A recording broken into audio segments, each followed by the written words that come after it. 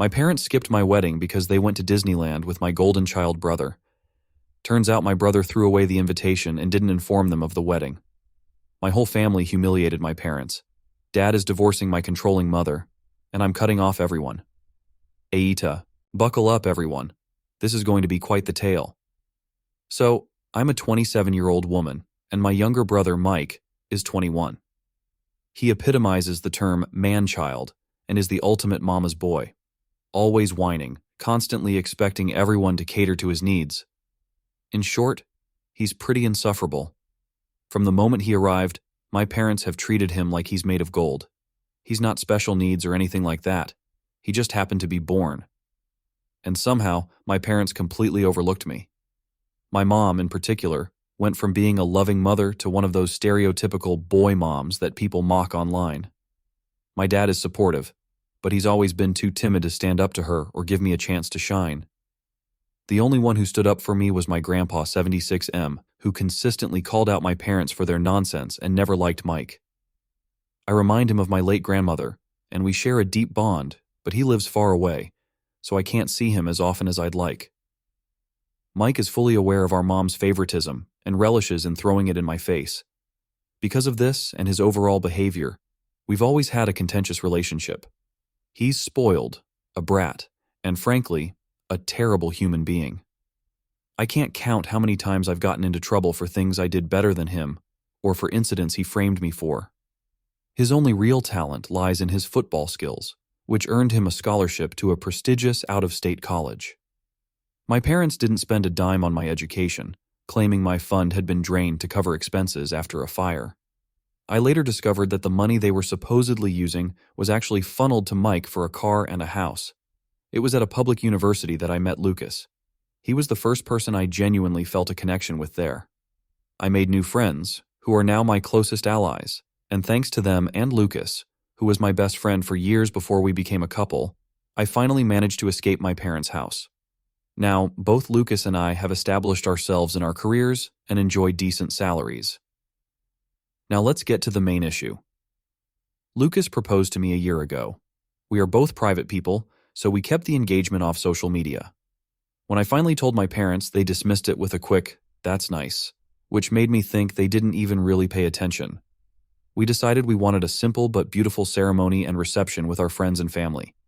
Lucas encouraged me to invite my parents and Mike, but they never acknowledged the invitation. Every time I visited them and brought up my wedding, without explicitly calling it that, my mom would cut me off, diverting the conversation to Mike's achievements and escapades. I eventually lost my patience and interrupted my mom, claiming I was organizing an event that had a fixed date. She immediately told me they couldn't attend because Mike had a game that day, and they felt obligated to be there. Of course, this favoritism didn't shock me. They had previously skipped my ballet performances, shows, and both my high school and college graduations for Mike's activities. At that moment, I decided to be a bit petty. I told my parents it was no problem if they missed this event, deliberately leaving out the fact that it was my wedding, and didn't press the issue further. Fast forward to a few weeks ago. I got married. The day was nothing short of perfect. My family, Lucas's family, and our friends all came together, and we had a fantastic time. My grandpa was thrilled to give me away, and everything fell into place beautifully. Several relatives asked me why my parents weren't there, and I honestly replied that they had chosen to attend Mike's game instead. Their reactions ranged from surprise to concern, and my grandpa was visibly upset for a while, but nothing out of the ordinary occurred. After the reception, Lucas and I jetted off for our honeymoon, disconnecting from our phones for the entire trip. Upon our return, we were greeted by a storm of messages. The moment I turned my phone on, I couldn't even unlock it before the notifications started flooding in. Most were from my mom and Mike. Mike hurled a barrage of nasty names and insults at me because, apparently, one of my paternal aunts had posted wedding photos on Facebook, accompanied by a thinly veiled jab at my parents for their absence. That post went viral within our family circle, publicly shaming my parents for their treatment of me. It also came to light that my grandpa had personally gone to confront my parents, unleashing a tirade that brought my father to tears. It seems that this confrontation was the tipping point for my dad, who was devastated over missing his only daughter's wedding and overwhelmed by his father's disappointment. As a result, He finally stood up to my mom and is now threatening divorce unless she makes amends with me. I suspect that's why my mom has bombarded me with messages, first insulting and threatening, then turning pitiful with pleas for forgiveness. Currently, I'm at home with my husband, contemplating how to handle the situation. Many of my relatives, even those I didn't invite to the wedding, have reached out to express their apologies for what I've endured, and to assert that they had no idea about the dynamics at home, which I can't fault them for, as they live far away with my grandpa. However, my mom's sisters and friends are belittling me for not directly informing my mom about the wedding, claiming she's inconsolable for having missed it. Personally, I think she's only saying that to save face, but I'm not entirely sure. The latest messages from my parents are filled with sorrow and regret for missing my wedding. My family is now divided. Most of them are standing by me, while my maternal aunts are criticizing me for hurting my mother's feelings, and my maternal grandparents insist that I should forgive my mom for the sake of atonement. Meanwhile, my best friends are advising me to ignore all of it. So, Reddit, AITA. Edit. Thank you all for the overwhelming support and feedback. I want to address some common questions here. I did inform my parents about my wedding. I sent traditional paper invitations, and I was assured that all had been received. When I didn't get a reply from my parents and Mike, I followed up with messages. Some distant relatives and a few on Lucas's side responded, but my parents and brother left me on red. Given their history, I didn't push further. I didn't repeat the date of my wedding because they already told me about Mike's game. Additionally, every time I tried to highlight my milestones to gain their interest, I was brushed off and told not to be a bother. At this point, I felt it was fair not to insist anymore. I didn't want to waste my breath. I wasn't keeping my wedding a secret. I merely wanted to see if my parents would show any interest. However, it was clear they didn't. I discussed wedding details openly with my aunts and uncles, even while my mom was around, but she would change the subject or ignore me. I tried going no contact multiple times in the past due to their behavior, but faced harassment from my parents and brother. Each time I tried, I was shamed by my family for turning my back on them.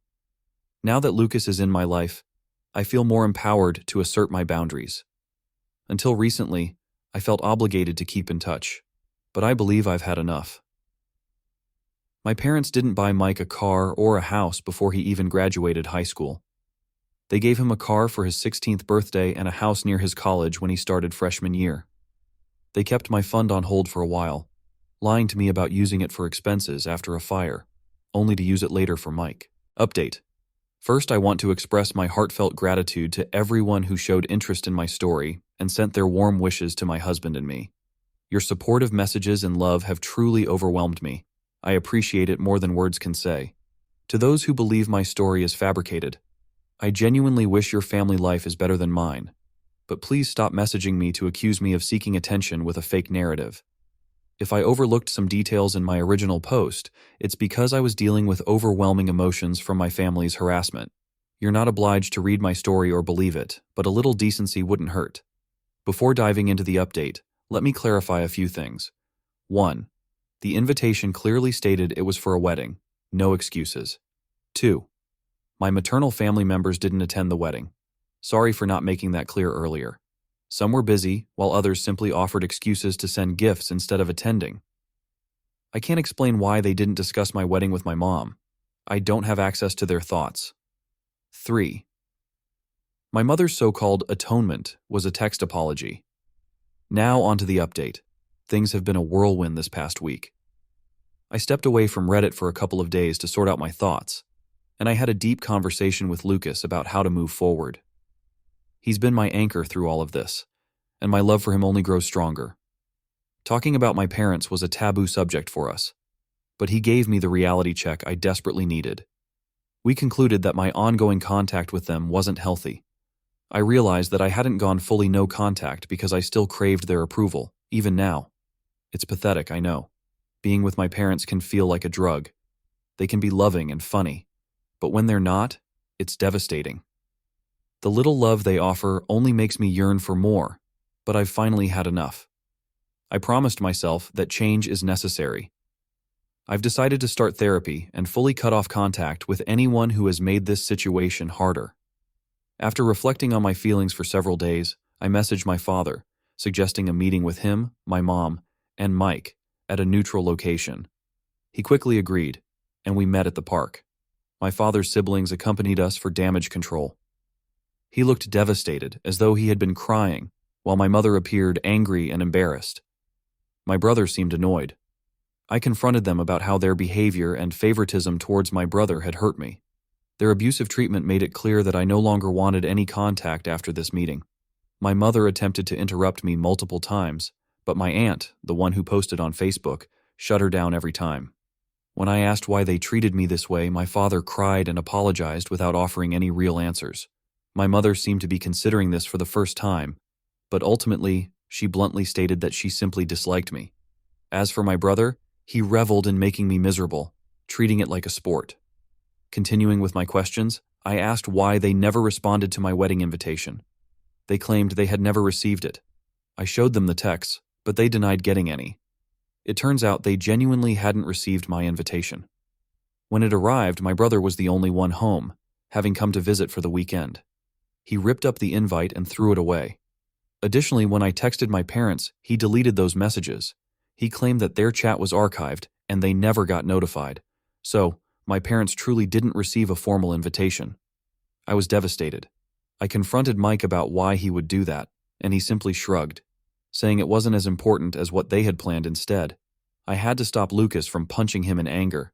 Strangely, my parents reacted with upset and reprimanded Mike, who then threw a tantrum, shedding crocodile tears. I'll admit, I found some satisfaction in that. However, my mother insisted that all was resolved, calling it a misunderstanding, and insisted it was time for me to clear their name. That ignited my anger, and I interrupted her, stating that they weren't forgiven. Just because Mike trashed the invite didn't erase their neglect. They should have asked about the wedding regardless. My mother responded with, "I did hear you talking about your wedding, but I thought you were just being delusional and seeking my attention with exaggerated stories." She was convinced that Lucas didn't genuinely love me or plan to marry me. Can you believe that? Another revelation surfaced. My brother didn't actually have a football game that day. My parents had concocted that story, banking on the fact that Lucas and I knew little about football. We prefer soccer. I didn't verify this at the time since Mike used to mock me about it during high school. But now I know the truth. They used that excuse to avoid my event while taking him to Disneyland because he wanted to go. This wasn't an isolated incident. They'd done it multiple times over the past few months. At this point, I was utterly drained and overwhelmed by the revelations. Learning how badly I had been deceived made my blood boil, and I snapped. I stood up, telling my father he was a sad, weak man who couldn't stand up for his kids without his wife's approval. I called my brother a little brat, a poor excuse for a man who would achieve nothing in life and live off others' hard work. And to my mother, I expressed that she was the worst narcissist, a pathetic woman who didn't even deserve my acknowledgement or judgment for her irrelevance. Not even God could help her because she was too far gone. Harsh, I know. My mother leapt from her seat, screaming at me mid-rant, but I was too furious to stop. I told her to shut up and sit down, demanding she listen for once. She became enraged. It was like steam was coming out of her ears. I don't remember much after that, only that I kept speaking, letting all my anger and hurt pour out. At one point, I sensed the entire park had fallen silent.